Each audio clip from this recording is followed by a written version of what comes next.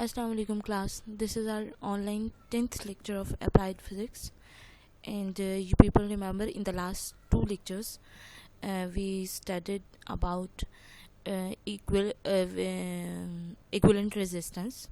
We find series resistance and parallel resistance, and in today's lecture we will solve the circuits in which the resistors will be in the combination of series as well as in parallel. Means there will be a single circuit in which the resistors will be in series as well as in parallel connection.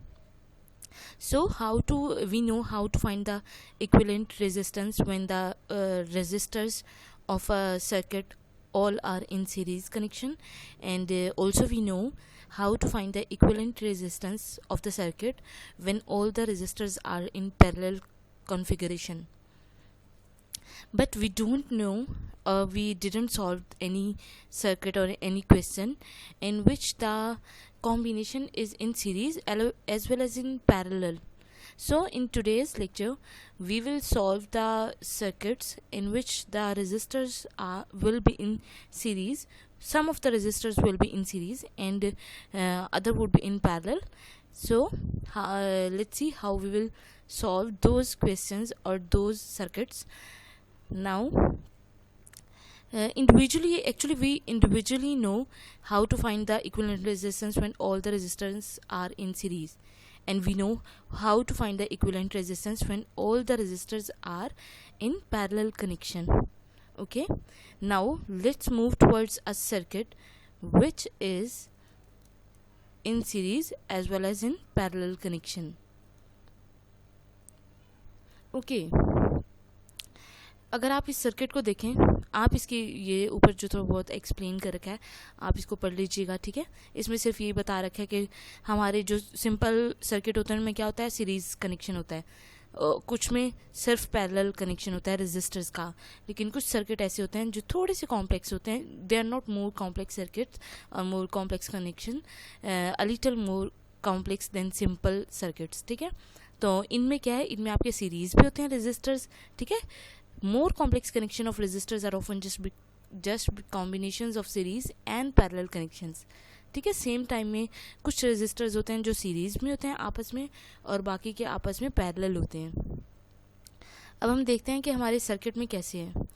अगर आप ये figure A में देखें, ठीक है, पहला register है हमारे पास R1 7 ohm, second register R2 is 10 ohm, third register R3 is 6 ohm and fourth register is 4 ohm, ठीक है।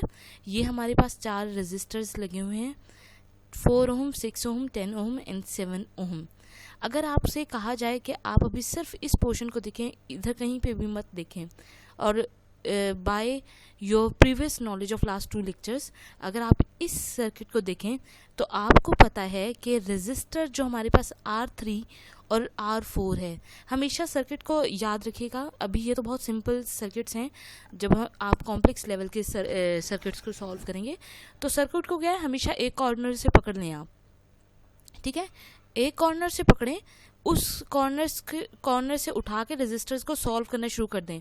अगर आप यहाँ से शुरू हो रहे हैं तो यहाँ से कंटिन्यू करें, इस एंड तक चले जाएं आप, ठीक है। तो आपको क्या है, आप एक एंड से शुरू हो जाएं, सर्किट को सॉल्व करना है। तो हम इस एंड से सॉल्व करना शुरू हो रहे हैं। तो यहाँ पे देखें आप R3 6 ओम और R4 4 ओम, ये 2 रेजिस्टर्स आपस में इनका कनेक्शन क्या है।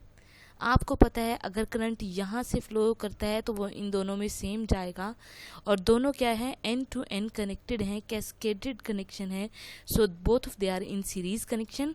तो हम क्या करेंगे, 6 को जब रेजिस्टेंसेज सीरीज में हो तो हम उनको सिंपल अल्जेब्रिकली ऐड कर देते हैं, ठीक है। सो इनका सम कर देंगे, 6 + 4 ओम इज इक्वल टू 10 ओम, और यहाँ पे एक रेजिस्टेंस आ जाएगी 10 ओम की, ठीक है। ये देखें कैसे, R3 और R4 इक्विवेलेंट क्या है कि यहाँ पे लिखा है R34 34 मीन्स कि हम R3 और R4 का इक्विवेलेंट ले रहे हैं, इसलिए हमने उसको नेम कर दिया है this is R34 which is sum of R3 plus R4 because they are both of they are in series connection. ठीक है, बाकी देखें अब इसी तरह आप जब सर्किट बनाएंगे आपने हर स्टेप में सर्किट बनाना है, बाकी सर्किट को आप छेड़ेंगे भी नहीं, आपने इनको सॉल्व किया, आप सिंपली इनको ऐड करके एक रेजिस्टर बनाएंगे, ये 10 ओम 7 ओम और ये voltage source as it is अपनी जगह पे रहेगा। ठीक है, नाउ नेक्स्ट स्टेप देखें। अब अगर आप नेक्स्ट स्टेप देखें, ये 10 ओम हमारे पास वो रेजिस्टेंस आई है जो यहाँ पे 6 और 4 को सॉल्व करने से आई थी। ठीक है, हमने उन दोनों को ऐड अप कर दिया था because both of their in series, answer आ गया था हमारे पास 10। ठीक है, अब देखें ये 10 ओम और ये जो पहले से सर्किट में R2 10 ओम था, इन दोनों का कनेक्शन क्या बनता है, ये जो हमने डॉटेड लाइन के रीजन में डाला है, हम एक्चुअली अभी स्टेप पे हैं, इसको सॉल्व कर रहे हैं। सही है, आप स्टेप बाय स्टेप सारी रेजिस्टेंसेस को सॉल्व करेंगे, एक टाइम में हम नहीं कर सकते। तो अब क्या है, R2 और R34 ये जो नया रेजिस्टर बना है, ये दोनों आपस में क्या है, both of they are parallel. अब आपको पता है पैरेलल क्यों है, दोनों के अपर एंड्स भी एक ही जगह पे कनेक्टेड हैं, दोनों के लोअर एंड्स भी एक ही जगह पे कनेक्टेड हैं, सो दोनों का अपर और लोअर, अपर पोटेंशियल भी सेम है, लोअर पोटेंशियल भी सेम है, so they are in parallel connection. चूंकि ये दोनों पैरेलल हैं तो इनका हम इक्विवेलेंट रेजिस्टेंस कैसे लेंगे, देखिए नाम लिख दिया है R234, मतलब कि हमने R2 और R34 का इक्विवेलेंट लिया है, और वो आपको पता है, ये बेटे मैंने आप लोगों को पहले भी बताया था कि 1/R equivalent is equal to 1/R1 plus 1/R2 होता है। ठीक है, ये क्या है, 1/R ख़त्म करके हमने दूसरी साइड पे इन्वर्स कर दिया है।